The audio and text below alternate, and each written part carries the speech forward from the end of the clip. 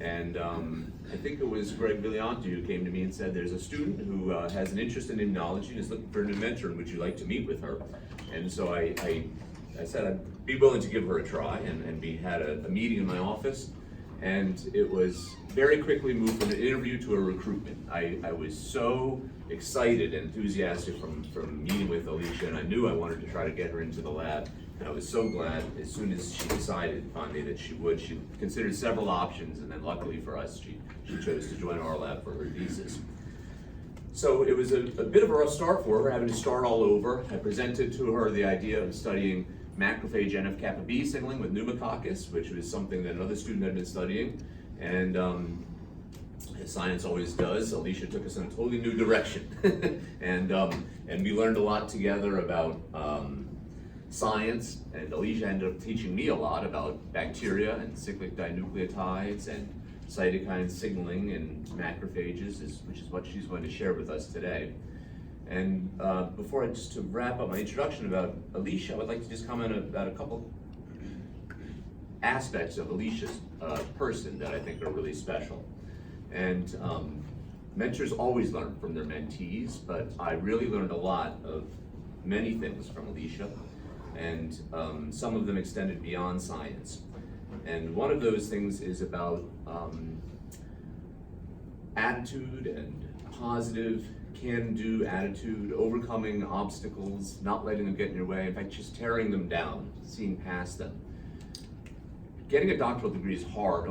Many of us in the room have been through this, and this is a big reason to celebrate this thesis defense every year. Every time this happens is a big deal. It's hard for all of us to get through a doctoral degree. There's a lot to learn, a lot of struggles, a lot of challenges, but it's especially hard for somebody who's deaf. And Alicia thrived. She never, I'm sure, just like every single doctoral student has times where they feel dispirited or discouraged, where they feel sad or angry.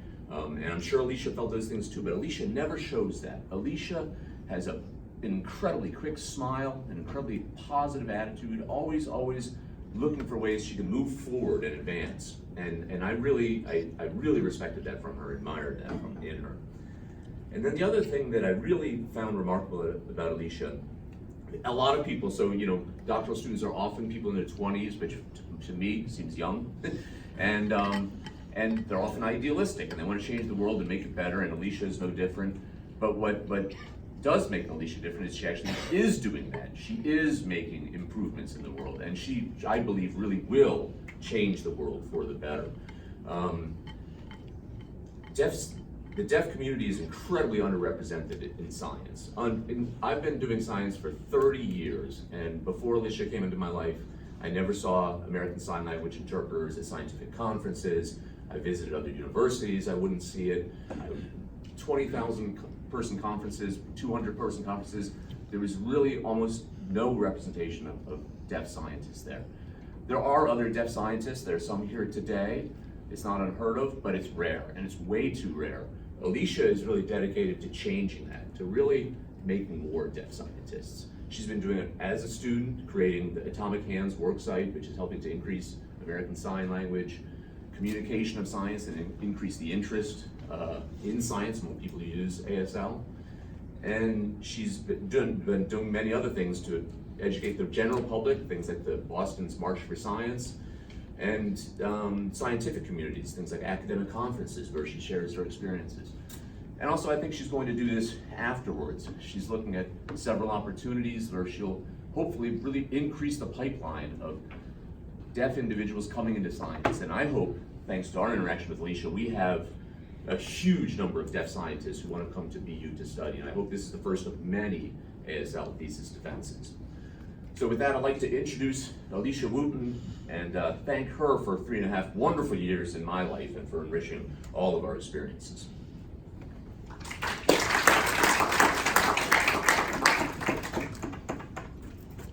Thank you so much, Jay. I'm going to try not to cry now. We'll save that for later.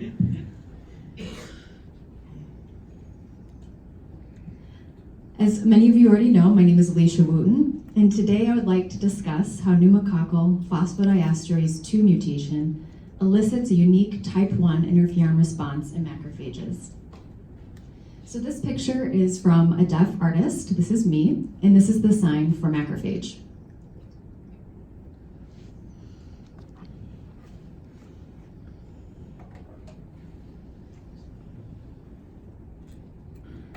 So what is pneumonia? It is an acute lower respiratory tract infection. In a healthy lung, the primary function is to transport oxygen into circulation while removing carbon dioxide through exhalation. Oxygen will flow into the unobstructed airspace and pass through the thin epithelium into the vasculature and will enter the circulation. When pneumonic infection occurs, the alveolar airspace becomes filled with inflammatory cells, fluid, and pus, and the epithelial wall becomes inflamed. This results in impaired gas exchange, which is why those with pneumonia often struggle to breathe.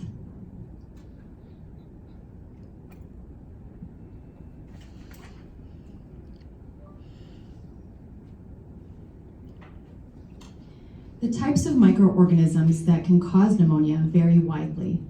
This image just shows a small sampling of different pathogens in each category. Pneumonia can result from viral, bacterial, or less frequently fungal infections.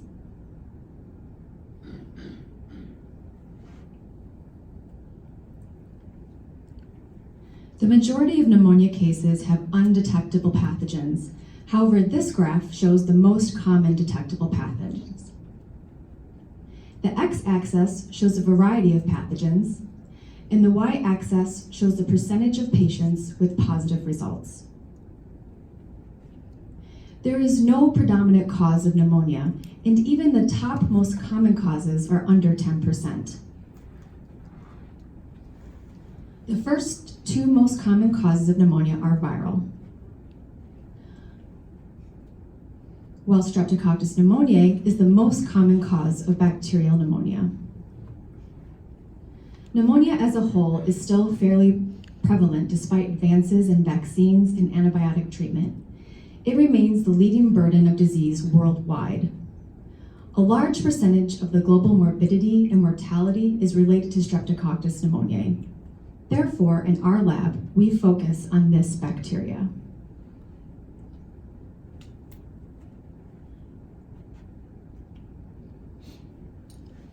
This is a beautiful image of Streptococcus pneumoniae, also called pneumococcus.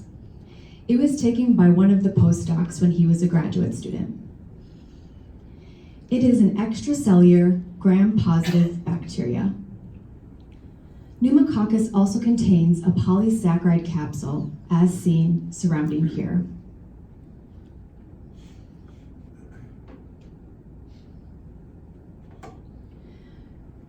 Pneumococcal isolates can have significantly different capsular structures and are grouped into different serotypes, which can vary in their virulence. It commonly appears in pairs with lancet-shaped ends, but is often found in longer chains.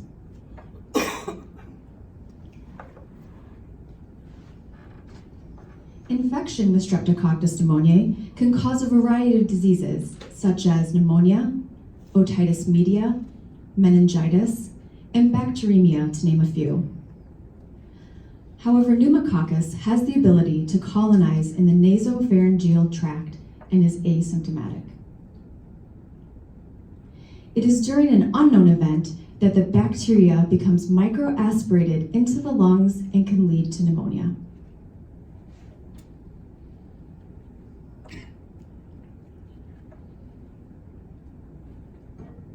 When pneumococcus travels from the nose into the alveolus of the lung, they encounter alveolar macrophages.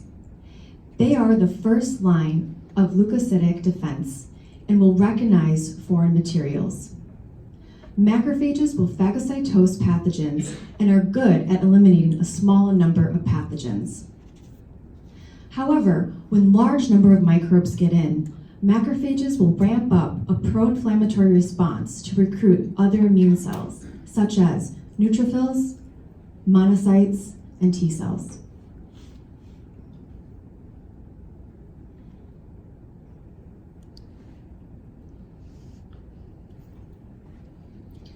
Over time, bacteria and the immune system have evolved together to develop different methods of avoidance and detection.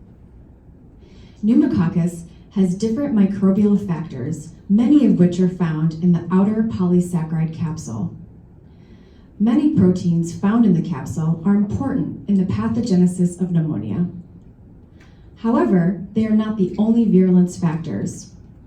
First, we asked, what other bacterial molecules are involved in the host-pathogen interaction, specifically in macrophages?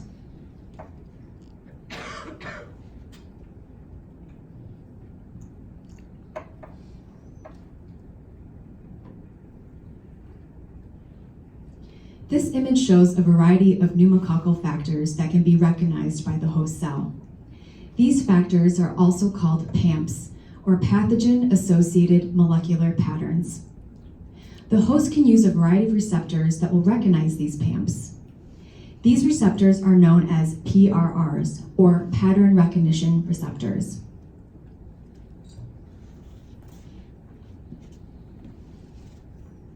For example, toll-like receptors 2 and 4 on the surface of the host cell will target lipopeptides, lipoteichoic acids, peptidoglycans, and pneumolysin. In the endosome, TLR9 is involved in recognizing CpG motifs in bacterial DNA. In the cytosol, a variety of receptors have been identified, but a few are listed here that can bind peptides and bacterial DNA.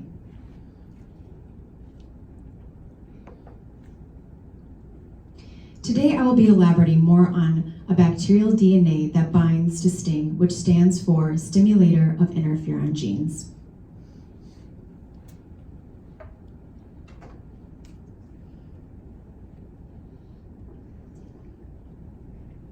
Historically, type 1 interferons have been associated with viruses, and only in the past 20 years have bacteria been shown to also induce interferons. Expression of interferons typically require intracellular receptor binding.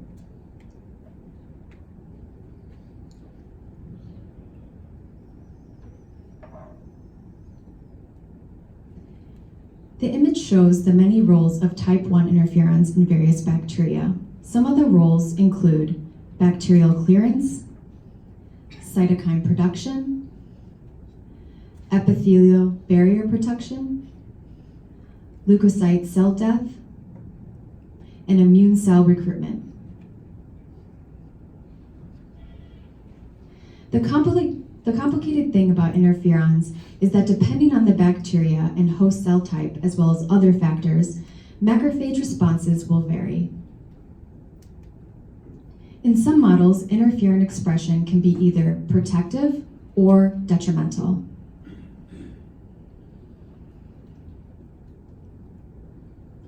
For Streptococcus pneumoniae, it has suggested to be protective, and the initiation of type 1 interferons occurs through cytosolic recognition of bacterial DNA.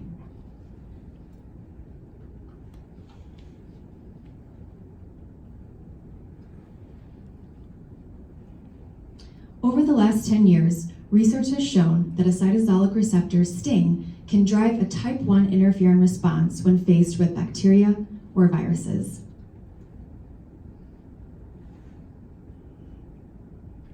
The Barber lab in 2009 examined 2 pathogens, the herpes simplex virus and Listeria.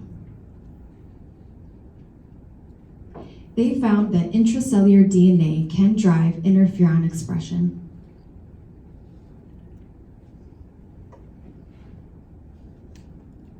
In 2011, the Prince lab also noticed that DNA from pneumococcus can initiate type 1 interferon signaling in the respiratory tract. At the time, it was unknown exactly what microbial DNA sequence was initiating this type 1 interferon response. A few years later, cyclic Diamp was found to directly bind with the STING receptor and induce an interferon response.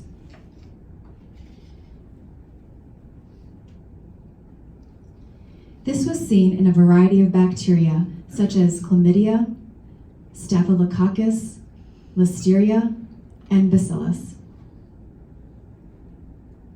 However, limited work has been done into the role of pneumococcal cyclic Diamp and the host response.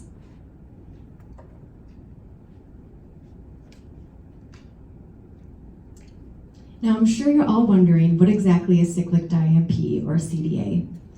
This is a molecule that is found only in bacterial cells and not in mammalian cells. CDA functions specifically as a second messenger, a molecule that can transport signals of information throughout the cell and trigger a cellular response in the bacteria. Research has shown in a variety of bacterial species that CDA is important in the pathogenesis of bacteria, the bacterial stress response, ion transport and homeostasis, maintenance of the cell wall and size, and also bacterial biofilm formation. The role that cyclic Diamp plays in bacteria appears to be critical due to the fact that deletion of cyclic Diamp is lethal.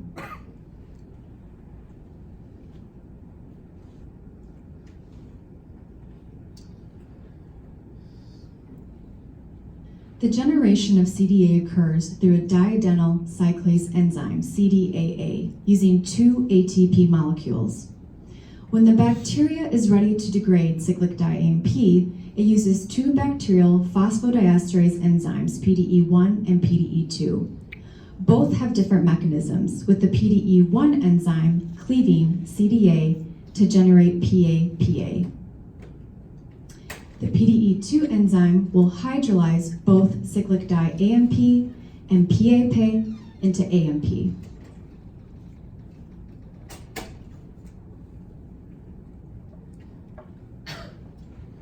To study the role of pneumococcal cyclic Diamp, the phosphodiesterase enzymes were deleted to prevent degradation and thus increase the level of cyclic Diamp in the bacteria.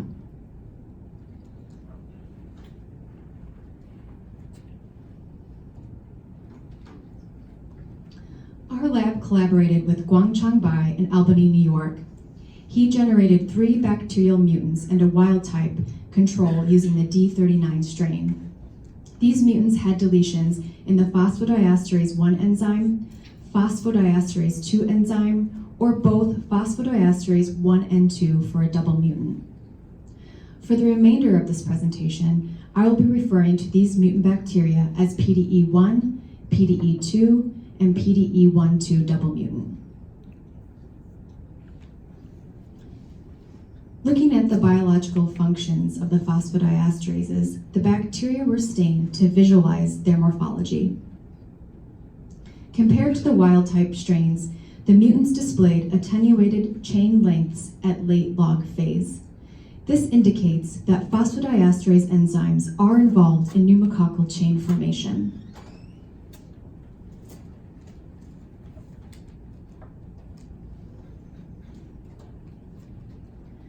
Growth curves of the wild-type and mutants were measured, and the single mutant showed a slightly reduced growth rate. The double mutant had synergistic effects and grew the slowest.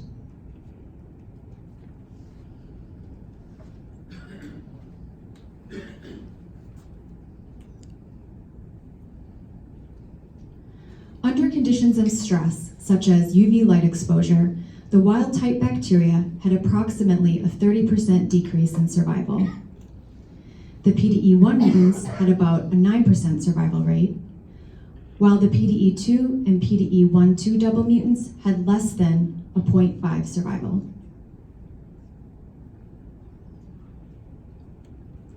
This suggests that particularly the PDE2 enzyme has a crucial role in bacterial stress responses.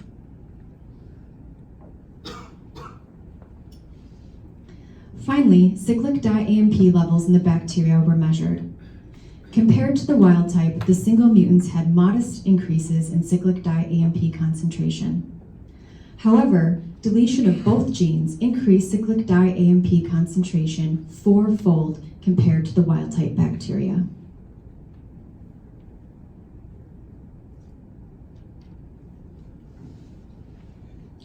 As I previously mentioned, cyclic Diamp will bind directly to the STING receptor. In mammalian cells, cyclic Diamp functions as a PAMP. STING is an intracellular receptor, and upon binding with cyclic Diamp, the kinase TBK1 becomes activated. TBK1 can then phosphorylate two separate pathways, the NF-kappa B pathway and the IRF3 and 7 pathway. Both protein complexes will enter the nucleus and activate the expression of many pro-inflammatory genes, including cytokines and type 1 interferons such as interferon beta.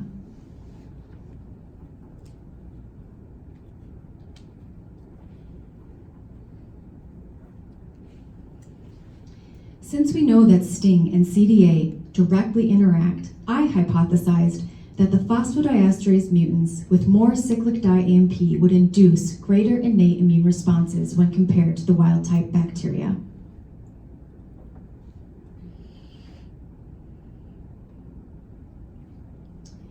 This is the experimental model I used. Two separate macrophage cell lines were used: mouse raw 264.7 macrophage cell lines and human THP1 monocytes that were differentiated into macrophage-like cells using PMA. The cells were infected with the pneumococcal bacteria strains. After 2 hours or otherwise stated, the macrophages were collected and mRNA was isolated. Different target mRNA expressions were measured.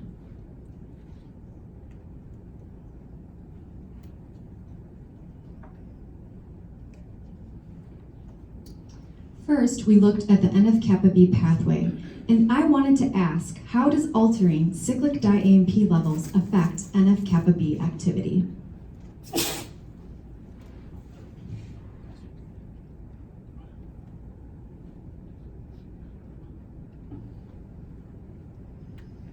To do this, we used raw cells containing a luciferase reporter attached to the NF-kappa B gene.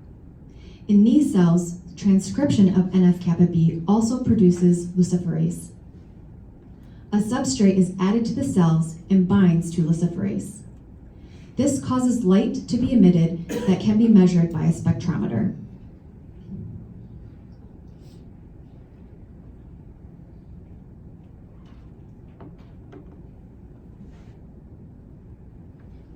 After 2 hours of infection, macrophage NF-kappa B activity is significantly increased across all 3 mutant bacteria. We did not see any distinct NF-kappa B activation between the mutants.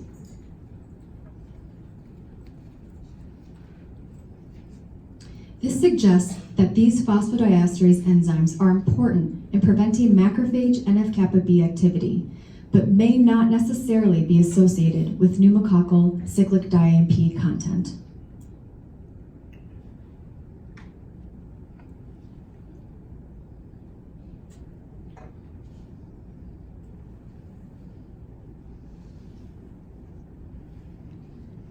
Expression of downstream cytokines are dependent on NF-kappa B during the host response to infection. TNF-alpha and IL-1 beta are pro-inflammatory cytokines produced by macrophages.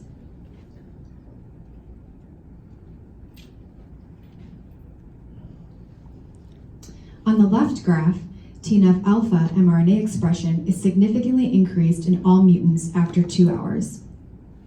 However, the right graph, showing IL-1 beta mRNA expression, appeared to have a trend towards an increase, but it was not statistically significant compared to the wild type.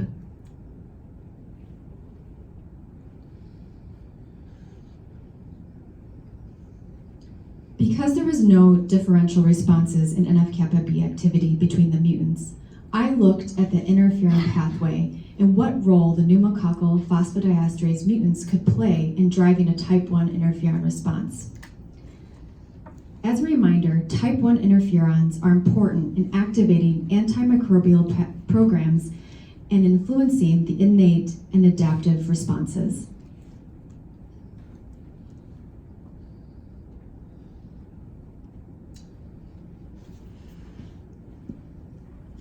Originally, we anticipated that cyclic Diamp would positively correlate with macrophage interferon beta expression, and interferon expression would look similar to this graph.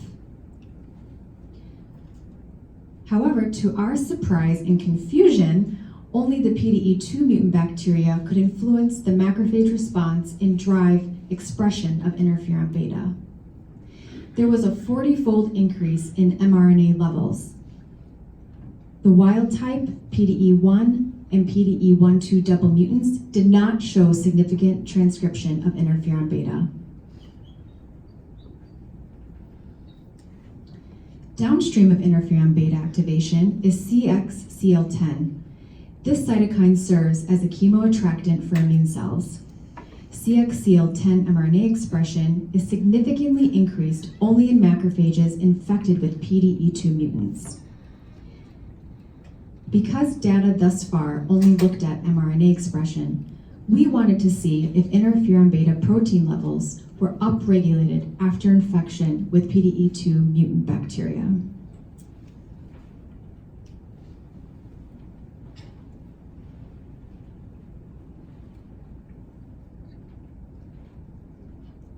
Using raw cells, supernatants were collected at various time points and measured for interferon beta. At 16 hours, macrophages stimulated with the wild-type bacteria, PDE1 mutants, and double mutants released interferon beta. This is in contrast with macrophages stimulated with the PDE2 mutants, which did not release any interferon beta. This was a surprise, as we expected protein levels to be similar to mRNA expression. To try and answer why there was no protein in macrophages stimulated with the PDE2 mutants, I looked at macrophage survival using the Ldh assay. LDH is released from damaged cells and is a marker of cellular cytotoxicity. Raw cells were infected with bacteria, and at 2 hours, the bacteria was removed. The cells were washed, and fresh media with antibiotics were added. By 8 hours, macrophages infected with PDE2 mutants had about 80% cellular death. It appears that the pneumococcal PDE2 mutant can induce macrophage damage that is not seen with the other mutants in vitro.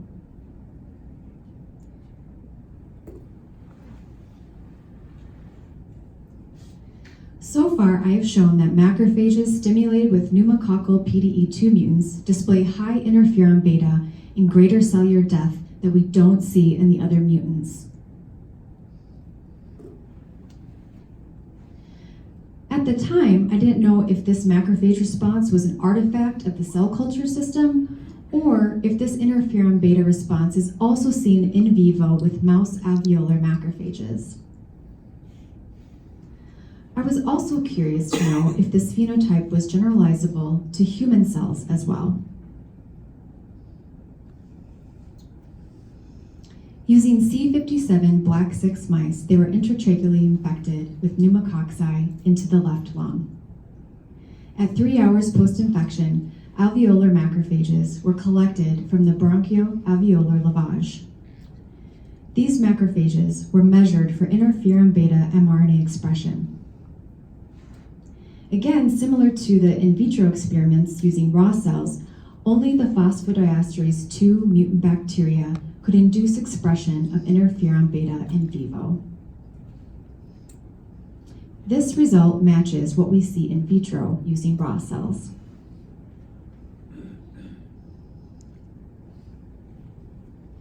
Here, human THP macrophage-like cells were infected with bacteria for 2 hours. Identical to the previous data, only the PDE2 mutants had the ability to drive an interferon beta response in the macrophages. It was exciting because the human cell line recapitulated what we saw in the mouse, both in vitro and in vivo. This macrophage response to PDE2 mutants appears to be conserved during evolution. Because the original hypothesis wasn't fitting the data, I wanted to investigate more into what could mediate the unique effects we see from the PDE2 mutant pneumococci in macrophages.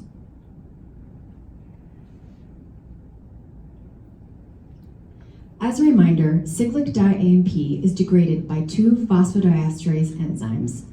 PDE1 turns cyclic diamp into PAPA, and PDE2 hydrolyzes cyclic diamp and PAPA into AMP.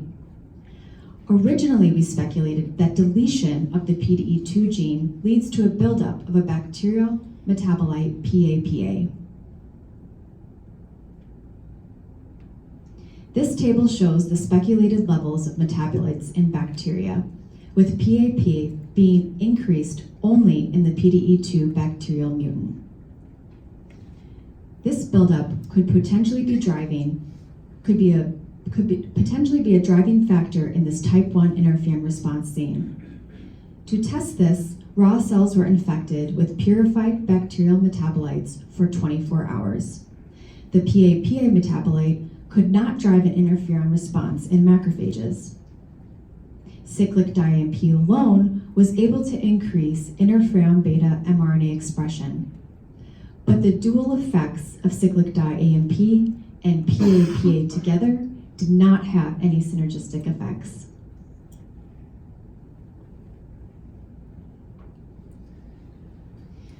So PAPA wasn't a component in driving this interferon beta response, and we weren't sure what was happening. I decided to go back and measure cyclic diamp levels in my hands. Guangchang Bai saw that the single mutants had modest increase in cyclic diamp, and the double mutants have the greatest amount of cyclic diamp.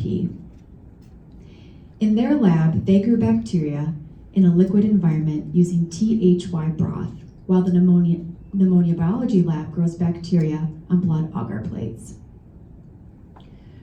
Research has shown that there are significant transcriptome differences in bacteria grown in broth versus on a plate.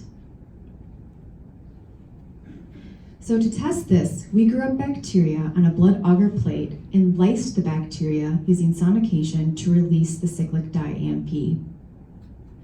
Measurement of cyclic diamp was done using a competitive ELISA created by Guangchang Bai.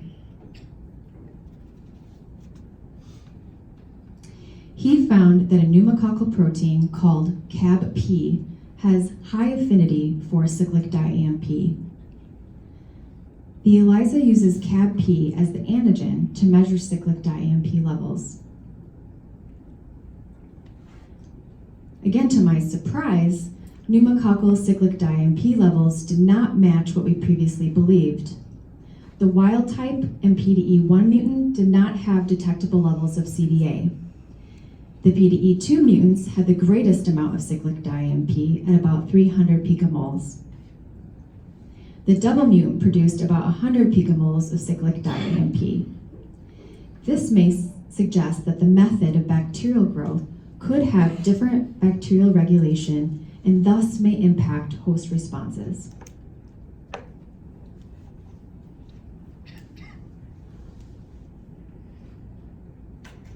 So, after scratching our heads for so long, this helped explain why we were seeing an interferon response in macrophages infected with the PDE2 mutant, but not in the others.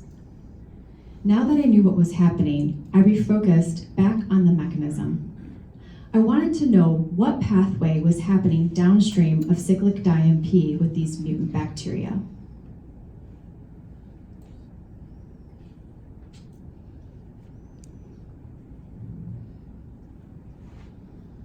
Going back to the mechanics of how these phosphodiesterase mutants initiate a response in macrophages, we looked upstream of interferon beta at the IRF proteins.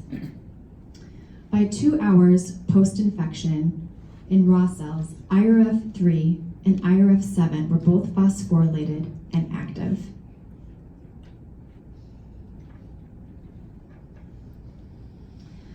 Upstream of IRF proteins is the STING receptor. We wanted to know if STING was the primary pathway inducing interferon beta.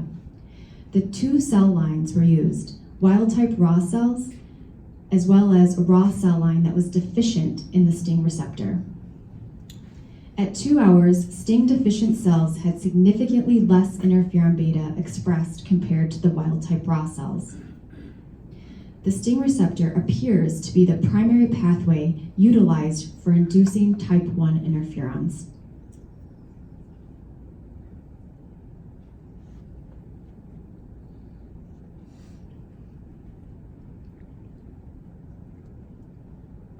In February, the Kaufman lab published a paper just recently showing that C-gas can directly bind with purified cyclic Diamp and other cyclic dinucleotides. They showed C-gas and STING form a complex that allows for interferon beta expression to occur. Previously, it was believed that only the STING receptor could detect cyclic Diamp and was necessary for interferon beta expression. However, because this was done using purified molecules, we wanted to see if C-gas was required in the context of Streptococcus pneumoniae.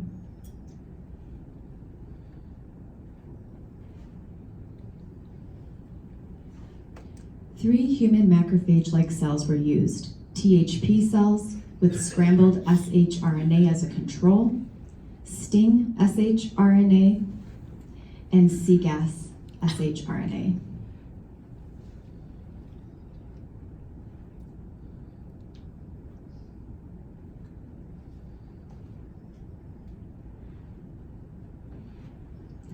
The cells were infected with wild-type or PDE2 mutant bacteria.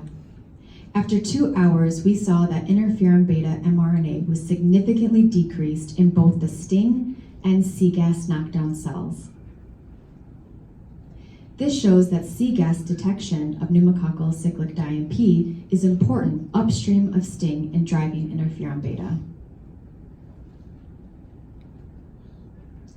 Finally, I asked, how is cyclic Diamp from Streptococcus pneumoniae entering the cytosol and binding with STING and C-gas?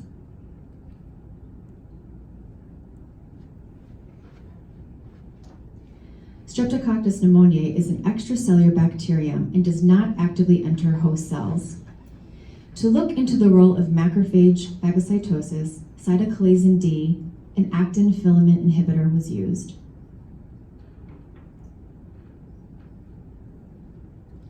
Cytokalasin D will prevent the ability of the macrophage to phagocytose bacteria. Macrophages were pre-treated for 30 minutes before the addition of bacteria.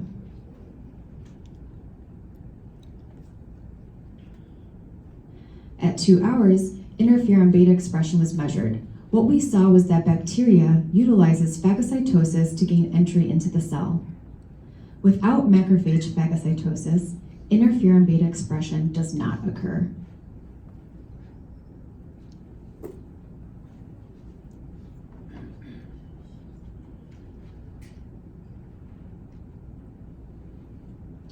Once bacteria are in a phagosome, a lysosome will fuse to create an acidic environment that allows for degradation of the bacteria.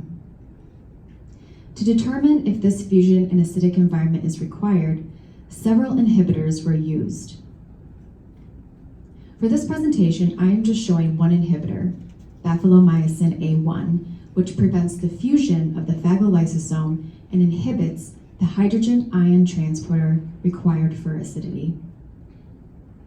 I found that phagolysosome fusion and vesicle acidity is required as indicated by the reduction in interferon beta expression. However, the precise mechanism of how cyclic Diamp escapes this environment is not clear and may involve other bacterial components, such as pneumolysine, to create pores in the vesicle for cyclic Diamp to leak out.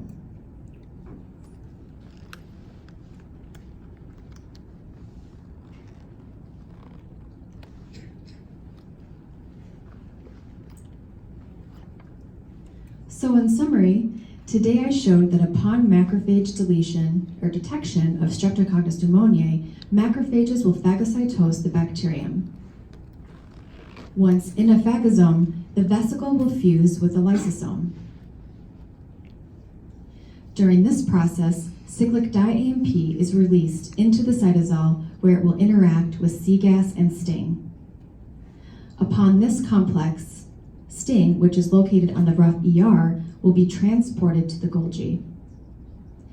This will then activate the sting pathway, which involved TBK1 phosphorylating IRF3 and 7. The active IRF3 and 7 will enter the nucleus and transcribe type 1 interferon.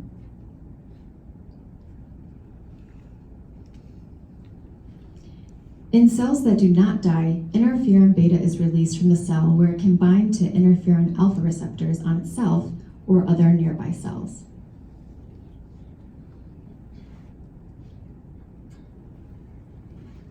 With that, hopefully I've shown that pneumococci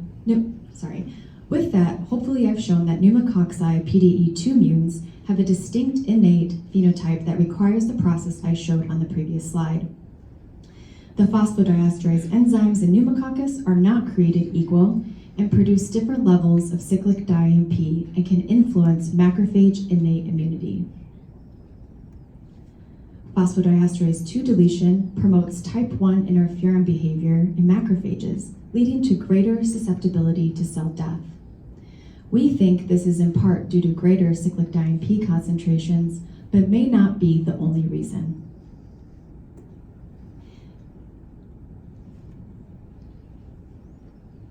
And finally, cyclic Diamp must be intracellular to induce a strong interferon beta response. For future directions, there are several questions to look into, such as how are the PDE2 mutant bacteria driving macrophage cell death? Is the cell death we see apoptosis or other forms such as necroptosis? Additionally, does the cell death serve as an alarm system to alert the surrounding tissues? It would be interesting to look at if clinical isolates have naturally occurring phosphodiesterase mutations and even altered cyclic Diamp levels, and how that influences the ability of bacteria to be pathogenic. Because we did not see any significant difference in NF-kappa B in macrophages infected with the pneumococcal mutants, it would be interesting to see what pathways NF-kappa B utilizes and if NF-kappa B signals through sting. Because C-gas has only recently been shown to bind with cyclic dinucleotides, do C-gas single nucleotide polymorphisms alter the affinity of binding? And finally, it has been suggested that transcriptome differences occur between planktonic and biofilm bacteria. Looking into how macrophage responses differ when the bacteria is grown in broth versus blood agar plates may provide insight into both the pathogen and the host.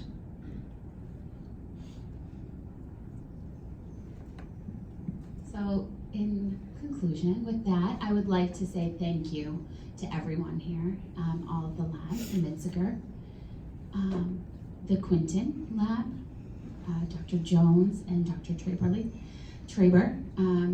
I mean, it's over 20 people that we've worked with, and I really appreciate that. I also want to say thank you to all my committee members, Alan Fine, Ram Gumoluru, Stephen Pelton, and Robin Ingalls.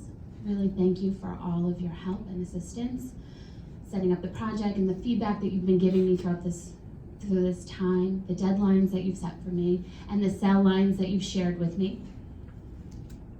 And I also want to thank my collaborators, Guangcheng Bai, Andrew Wilson, Daryl Cotton, Ram Gumaluru, Hishaki.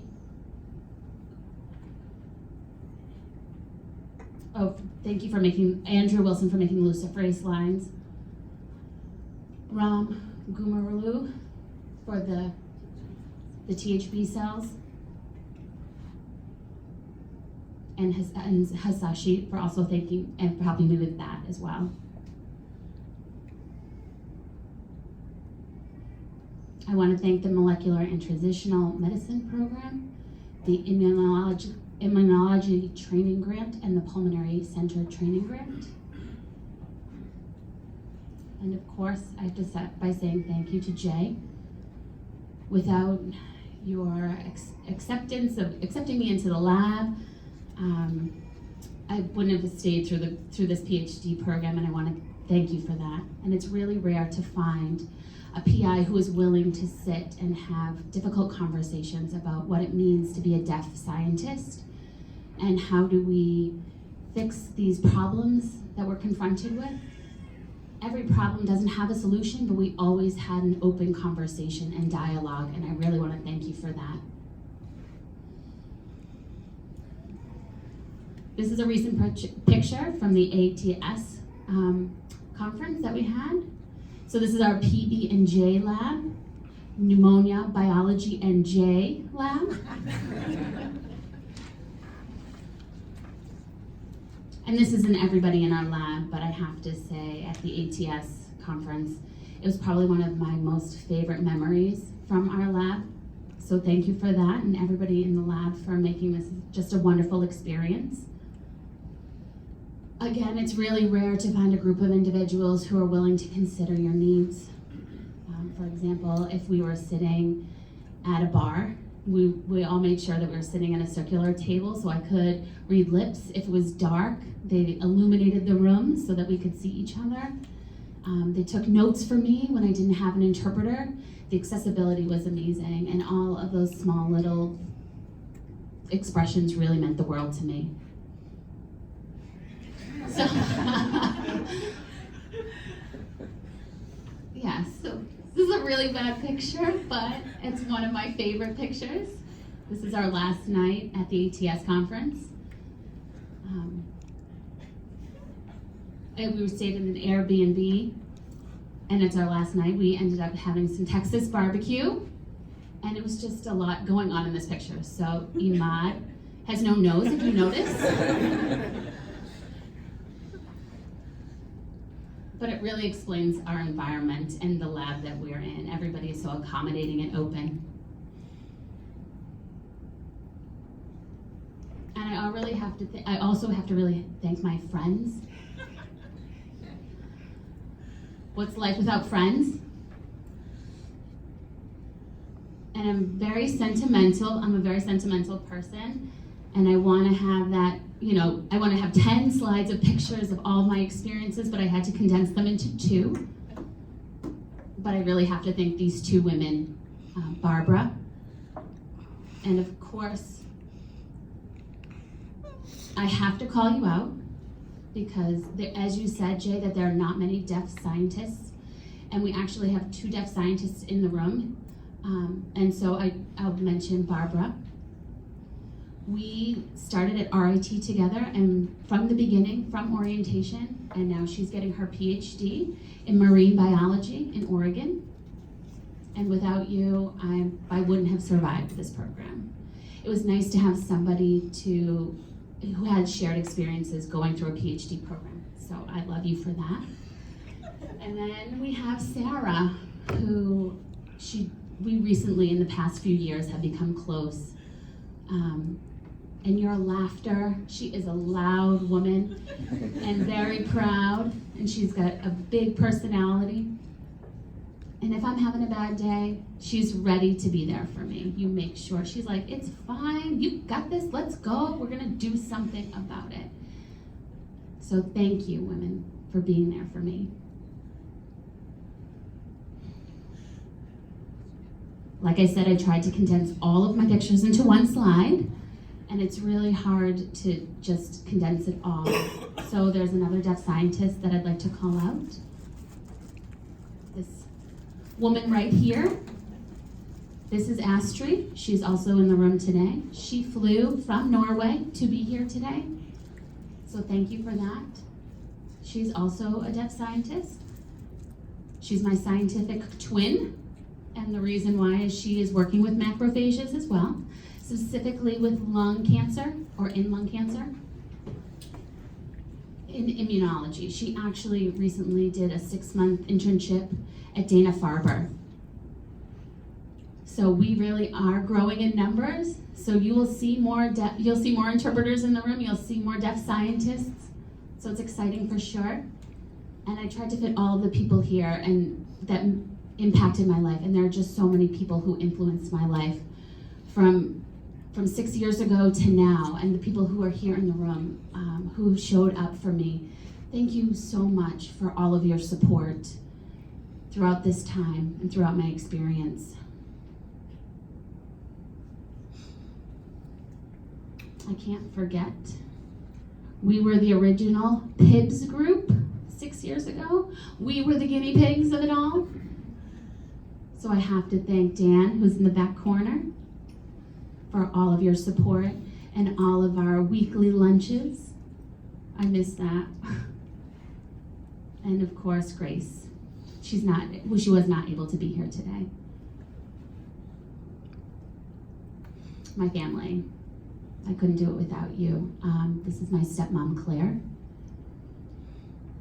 And we did not get along in the beginning. We fought for so many years, but I'm happy to say we get along now. And if I start to break down, I text her, and she's there. She has my back through everything. Thank you. My grandfather's also in the room today. My grandmother was unfortunately unable to make it. She's here in spirit. She passed away recently. And I have to thank my dad. If I could say one, he's the most important person in my life. He's been there since the first day. He's been my advocate. He's been my everything. When I'm having a hard time, he always makes sure to say one phrase. It's a Buddhist phrase. So we would say, if we're having a hard time, we would say, Nam Myoho Renge Kyo.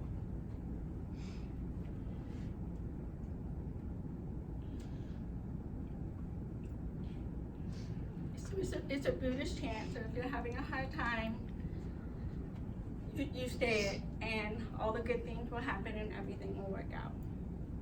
And so that is one of the most important things that I've learned for him, is that everything will work out.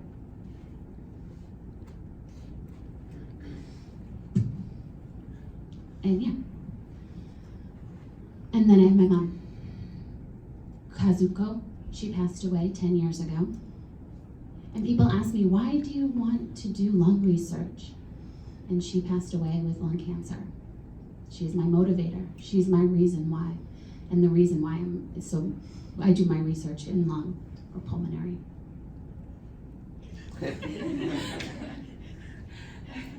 Yes, I'm that cat lady, that crazy cat lady. But they're always there for me when I come home, my guys. You know, when I'm having a bad day, when I'm having a good day, they're there. Giving me hugs and giving me love, so. Last but not least, my ASL interpreters. This is just a short list of everyone that I've worked with in the past 6 years here at BU and through my experience.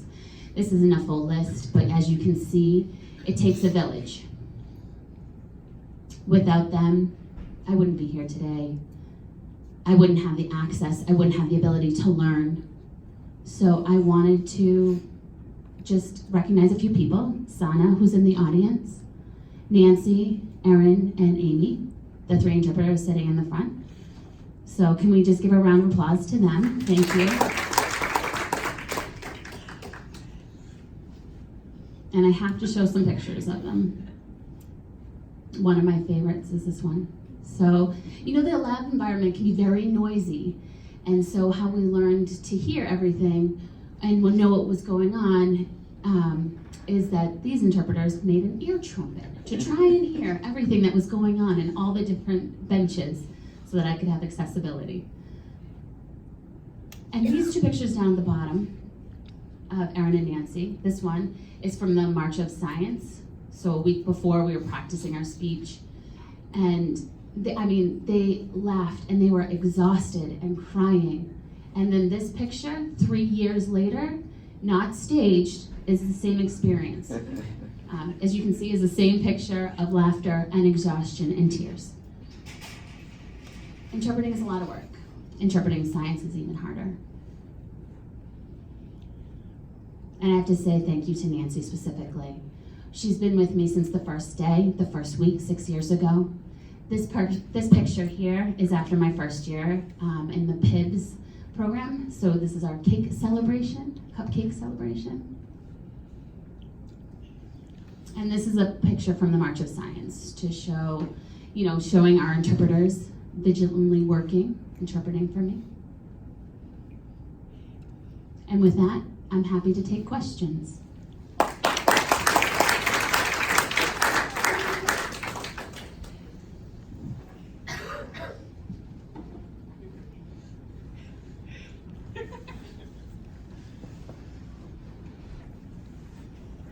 In deaf culture, it's typical that the person who is asking a question will typically come to the front of the room and answer their question, ask their question in front of the audience. First, I want to say you did a tremendous job, and I have a very simple question for you.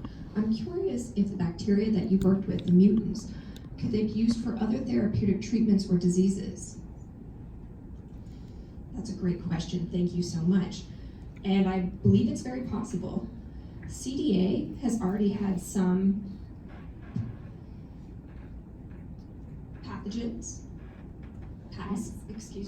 some patents that have been used for possible uses for future adjuvant supports. And that might be good for developing immunity response without causing a lot of complications. Great, thank you so much.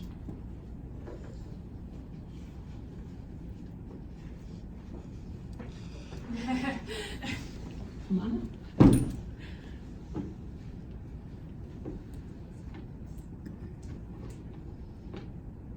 I have a question. Out of all of your results, you focused on one serotype. Now, if you were to look at other serotypes, would you anticipate getting the same response? And if they were different, what would you anticipate them to look like? Well, to answer that, we've already done that type of experiment. I did not show it today. Everything that I've shown is with D39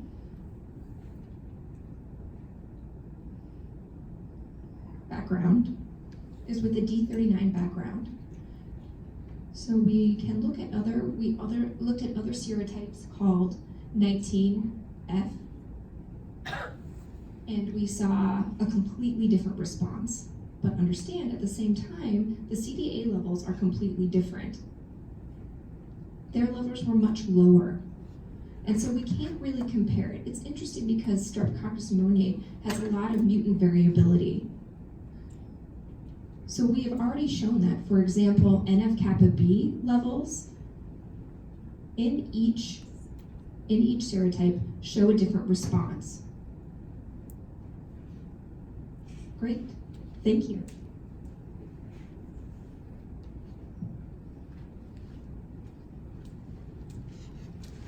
I'm just curious, your strain that has the increased IL-1, the increased interferon beta, if that is used to infect mice, would you anticipate that these mice will, have more damage? But then, along the same lines, if you use this as a vaccine strain, do you think it'd be more likely to induce better immune memory? And are these questions that have been looked at or you plan to look at? So we have already investigated. If we give a mouse bacteria, what we find is that their clearance is incredibly quick. By 24 hours, we see full clearance. So it seems as though these bacteria are not as strong or robust as we had anticipated. We have not looked into that in terms of what their adaptive response. We might do that later, but that is something that we should consider if it is worthwhile in terms of investigating that.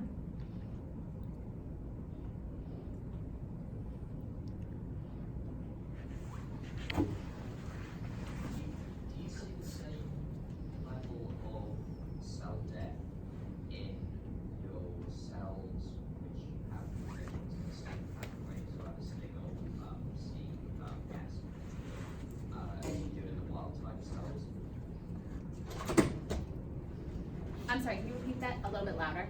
So do you see, so when you look at the wild type cells and you infect them with bacteria, you see cell death, in the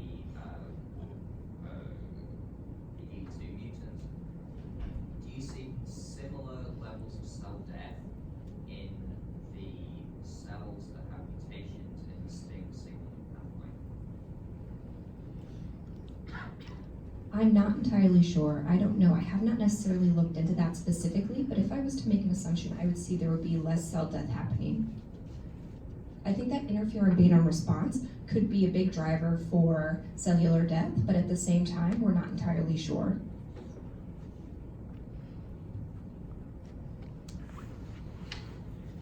So I don't know much about this bacterial strain, but I used to work on Pseudomonas that also makes biofilms in the lungs. I was wondering if this cyclic Diamp interferon system is also active in other bacterial strains that have similar mechanisms.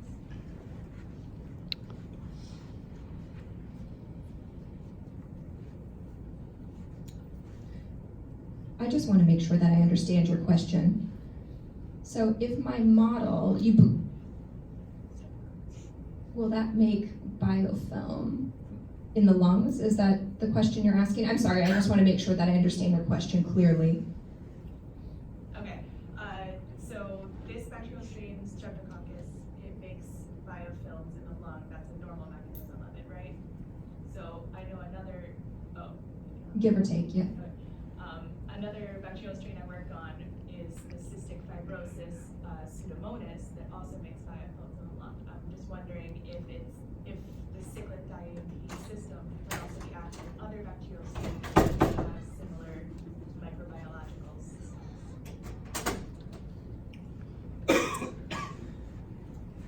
That's a great question, and I'm not entirely sure. I don't remember any research specifically with Pseudomonas, but I guess it depends on if they have CDA. Some bacteria have 2 PDE enzymes, and some only have 1. So really it depends on their strain. So I guess it's a possibility.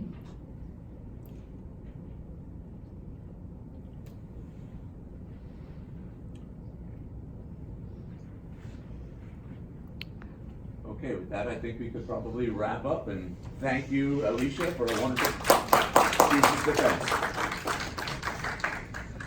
Thank you all for coming. Now we're gonna have a private defense, but hopefully we'll have